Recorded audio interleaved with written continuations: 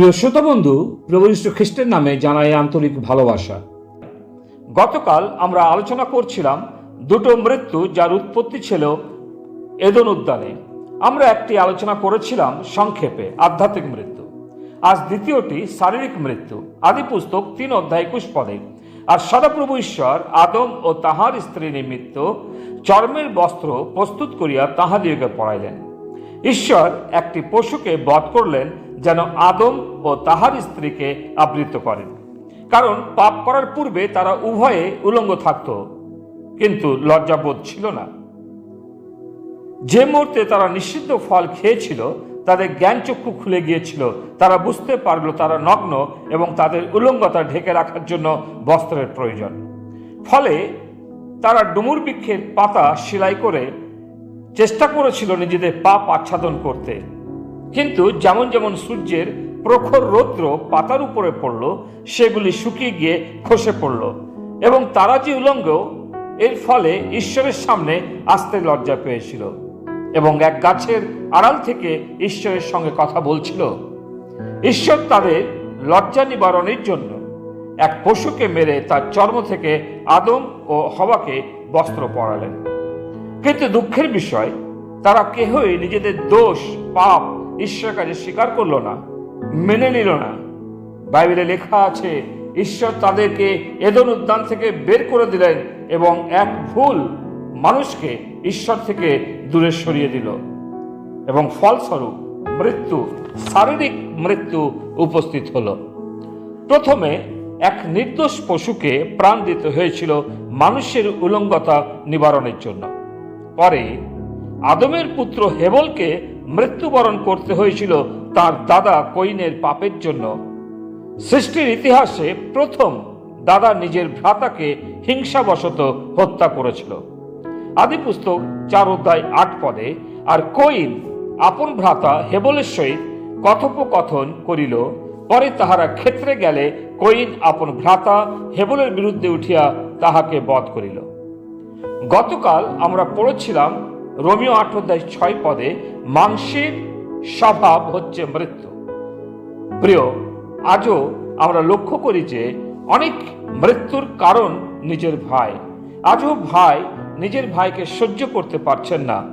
সামান্য ধন সম্পত্তির জন্য মারপিট, এমনকি হত্যা করতেও পিছপা হন না। আমাদের মনে রাখতে হবে, যারা আধ্যাত্মিকভাবে মৃত্যু অবস্থাতে আছেন, তারা নিজের ভ্রাতাকেও হত্যা করতে দ্বিধাবোধ করেন না।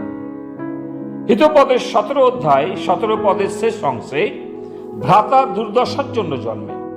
আবার হিতোপদের 27:10 নিজ বিপদকালে ভ্রাতার গৃহে যাইও না, এই কথা রাজা সলোমন তিনি লিখেছেন। প্রভু যীশু বলেছেন ভ্রাতাদের প্রেম করতে। যোহন তার প্রথম পত্রে লিখেছেন যে আপন ভ্রাতাকে প্রেম না করে সে নরঘাতক। প্রিয়, শারীরিক মৃত্যু মানুষের দৃষ্টিতে মর্মান্তিক, কিন্তু আত্মিক মৃত্যু ঈশ্বরের দৃষ্টিতে মর্মান্তিক।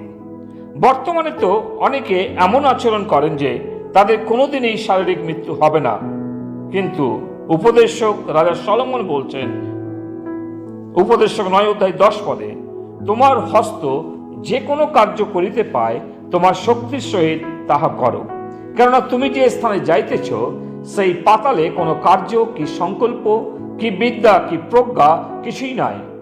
প্রিয়, শারীরিক মৃত্যু কেউ এড়াতে পারে না। যে মানুষ জন্মগ্রহণ করেছে তাকে মরতেই হবে, কিন্তু আধ্যাত্মিক মৃত্যু থেকে বাঁচার উপায় ঈশ্বর করেছেন। রোমীয় 5:21, পাপ যেমন মৃত্যুতে রাজত্ব করিয়াছিল, তেমনি আবার অনুগ্রহ ধার্মিকতা দ্বারা অনন্ত জীবনের নিমিত্ত আমাদের প্রভু যীশু খ্রিস্ট দ্বারা রাজত্ব করে। আবার রোমীয় 6:23 লেখা আছে, পাপের বেতন মৃত্যু, কিন্তু ঈশ্বরের অনুগ্রহ দান আমাদের প্রভু যীশু খ্রিস্টতে অনন্ত জীবন। শারীরিক মৃত্যু হচ্ছে নশ্বর দেহ থেকে আত্মার পৃথকীকরণ। যখন শারীরিক মৃত্যু ঘটে, মানুষের আত্মা ক্রমাগত বেঁচে থাকে। সর্বজনীনভাবে শারীরিক মৃত্যুর শ্রেণীবিন্যাসের মাত্র 5টি বিভাগ বা রীতি রয়েছে।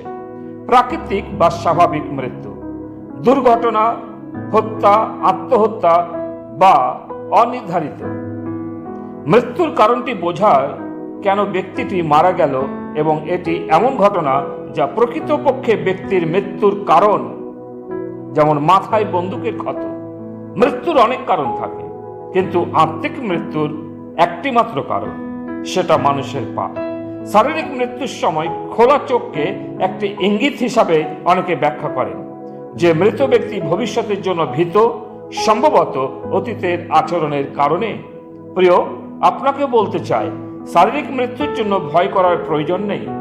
এটা সামনা করতে হবে, কারণ মৃত্যুই মানুষের শত্রু।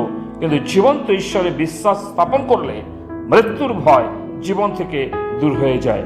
আপনিও এই ভয় থেকে উত্তীর্ণ হতে পারেন প্রভু যিশুতে বিশ্বাস করে এবং জীবন্ত পুস্তকে নিজের নাম লেখানোর দ্বারা। ঈশ্বর তা করতে প্রত্যেক শ্রোতাবৃন্দকে সাহায্য করুন।